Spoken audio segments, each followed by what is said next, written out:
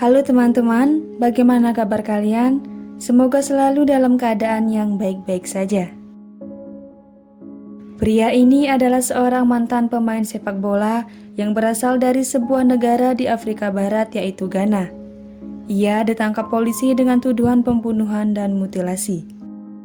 Di dalam rumahnya ditemukan potongan tubuh manusia dan 3 kepala yang ditemukan tersimpan di dalam kulkas. Pria berusia 28 tahun ini bernama Richard Gyamfi.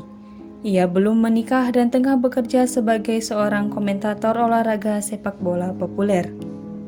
Pria kelahiran tahun 1993 di Sunyani, Ghana ini juga dikenal dengan panggilan Fireman atau si manusia api.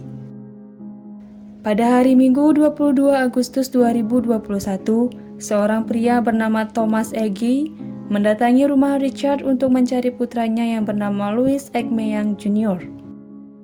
Putranya yang berusia 13 tahun itu telah dilaporkan menghilang. Thomas mendatangi rumah Richard setelah ia mendapatkan informasi dari teman anaknya bahwa lokasi terakhir Louis berada di sekitar rumah Richard. Ketika Thomas menanyakan keberadaan Louis kepada Richard, Richard membantah jika ia mengetahui keberadaan Louis. Richard mengatakan ia sama sekali tidak mengenal Louis. Ia juga membantah bahwa hilangnya Louis ada kaitan dengannya. Tak percaya begitu saja, Thomas lantas mengajak sejumlah penduduk setempat untuk menggeledah rumah Thomas.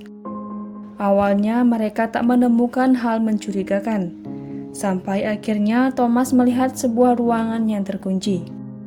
Thomas semakin curiga ketika Richard menolak untuk membuka pintu ruangan itu. Richard beralasan bahwa kunci ruangan itu hilang sehingga ruangan itu tidak dapat digunakan. Merasa semakin mencurigakan, Thomas bersama orang-orang lainnya mendobrak pintu ruangan itu.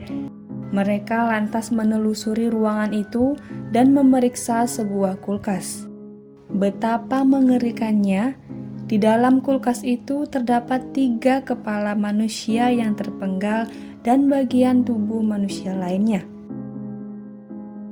Penduduk segera menghubungi polisi dan melaporkan hal tersebut. Jenazah korban yang ditemukan kemudian dipindahkan ke kamar mayat rumah sakit untuk dilakukan autopsi. Untuk saat ini, kasus tersebut masih dalam penyelidikan polisi dengan Richard yang sudah ditahan oleh polisi. Belum dapat dipastikan apakah kematian semua korban tersebut karena pembunuhan kanibal atau karena sebuah ritual.